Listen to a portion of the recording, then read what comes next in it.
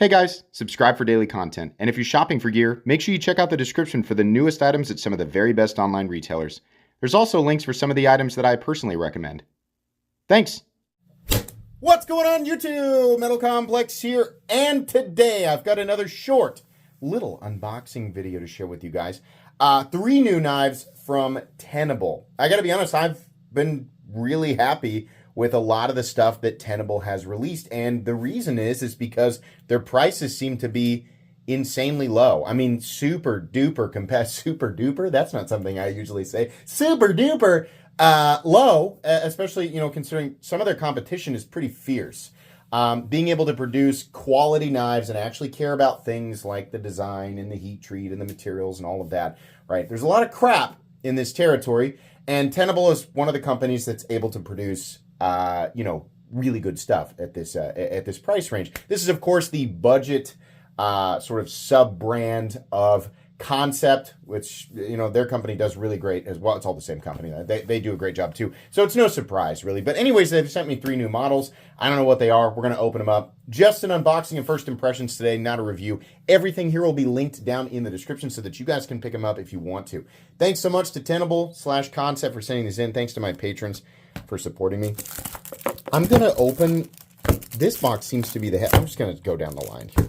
We're going to open this big box first.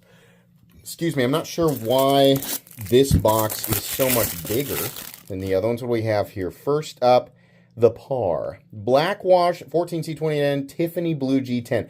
I heard that this is trademarked. I don't know if that user... that person in the comments was joking or not, but if it is, you should watch that. Okay, so this is a fixed blade. I mean, almost certainly, considering the top of that is covered up. Well, let's get into the bubble. There we go. I kept looking for a place to let it come out there, and we have yet another barrier.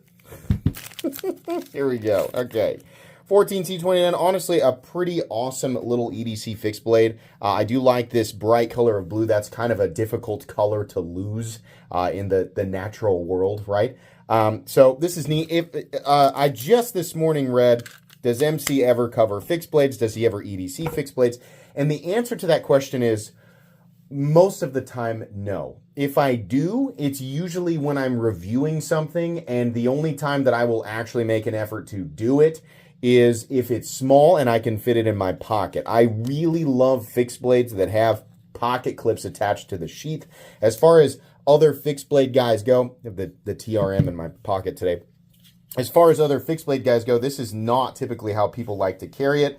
And the way that I like to carry fixed blades, or when I like to carry a fixed blade, is completely different. I just don't need a big knife. I don't want to be over-encumbered. I don't want to be encumbered? Over-encumbered? I'm trying to think back to Skyrim. How do they say it when you're carrying too much cheese?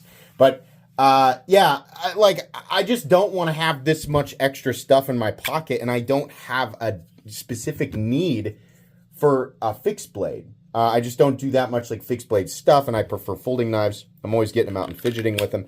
But if I'm going to do it, I prefer something like this. I have to guess that this is extremely inexpensive, so that's pretty cool. I like that. Next one, what is this? Oh, it's a new bomber. A new one. Okay. D2, that's why it's so heavy. But this doesn't feel like insanely heavy. It feels like maybe... Is it the exact same knife, or did they make a smaller one? Boy, that just did not want to come out there. Let's find out. No, it looks to be about the same size. Did we change the we did. I think we changed the texturing. Okay, so black, it looks like it's shiny, but that's just oil. So we're going to clean it off here real quick so you guys can see what it actually looks like. Just a simple black wash, D2, big, thick knife. If you like the Midgard's Messer style of knives, I mean, that's who designed this, but a lot of those Midgard's Messer knives tend to be, like, ridiculously expensive. If you don't care about the titanium and the premium blade steel, this knife right here is absolutely the way to go. The blade stock thickness is probably about 190 thousandths, right around 1/5 of an inch. So it has that super thick, overbuilt Midgard's Messer feel without being so big that you can't carry it, because you absolutely can. So the material here is actually micarta. Instead of the If I remember correctly, the last one had like a really aggressive. I might be mixing it up with something else, but I feel like it had a really aggressive G10. This is now micarta, so this pocket clip, which still has way too much surface contact in my opinion, but here in my cargo shorts, I'm wearing like dad mode, hardcore cargo shorts. This pocket clip does not want to let go. That was a chore to get it out of my pocket, but at least it's not riding on hard, like aggressive texturing now. So it's too much surface contact. That's what's happening here. A lot of this needs to be removed, and we need to be left with essentially this much surface contact so there's not so much drag. I mean, there's also quite a bit of tension on the clip, but the knife is cool and still absolutely usable. It'll just be a little bit annoying to get it in and out of your pocket. Nice jimping there. Very thick cutting geometry, D2. I mean, it's a tough knife. It's just a liner lock, right? When I say tough, I don't mean like, yeah, go and like build a railroad with your knife. That's not, I mean, I don't know why people get that. What I mean is just a big, heavy-duty blade geometry, right? Probably going to be more cumbersome than anything else, but it is fun. Some people buy stuff like that just, because they want that style of knife. I get it. I mean, if you've seen my collection videos, I own so much that is completely ridiculous. It's just fun. The Gideon, and this is Black Wash Nitro V with purple micarta. Dead sober design. Okay. I thought it was going to say it was designed by Gideon's Tactical. I don't know. I really enjoy his videos. Those were Gideon's Tacticals. A lot of what I watched in the early days before I was a content creator was Gideon's Tactical. So, okay. Let's get it out here. What do we got? There's some always like to see purple. That's always cool. Okay.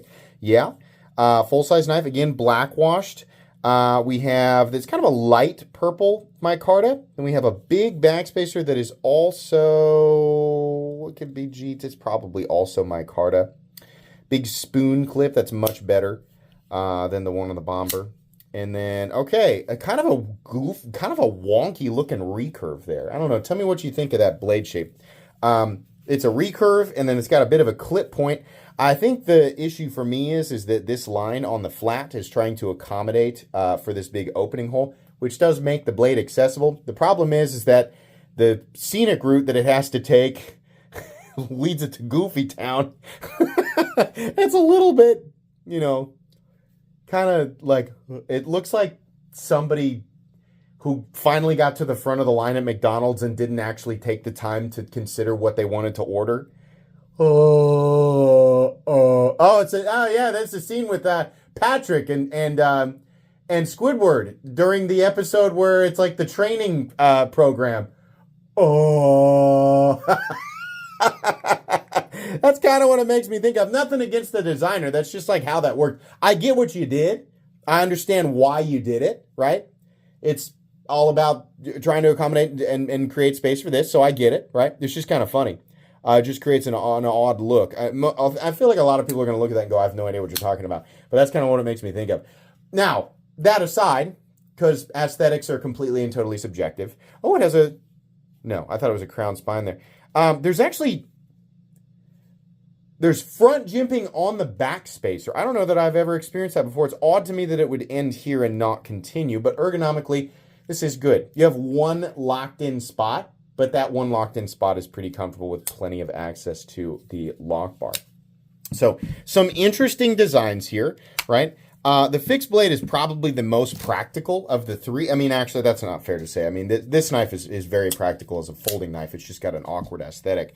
The bomber's not practical at all, but it makes those people who want to carry that Midgard's Messer aesthetic without having to pay those Midgard's Messer prices. That's the right answer. So these are fun, anywhere from fun to definitely utilitarian, and probably all very inexpensive. I'm not sure that there's anything here that absolutely requires like a full-length review. I feel like many of you are going to kind of get the gist of what's going on here with this video. So probably not going to do full reviews on these things, but you will see these as giveaway items during my live streams, which usually occur Friday evenings at 6:30 p.m. Central Standard Time. So anyways, thanks so much to Tenable. Links for all this stuff down in the description. That's going to be it today. Please make sure to follow me on Instagram at metal_complex. If you enjoyed this video, leave a like. If you'd like to check out my other content, I do, of course, have lots of videos of knives that are either expensive or inexpensive that I do or don't like. So check those out. And if you enjoy all my content, go ahead and click on that Metal Complex logo right there and subscribe because there's definitely more coming. Thanks again for watching, everybody, and have a great day.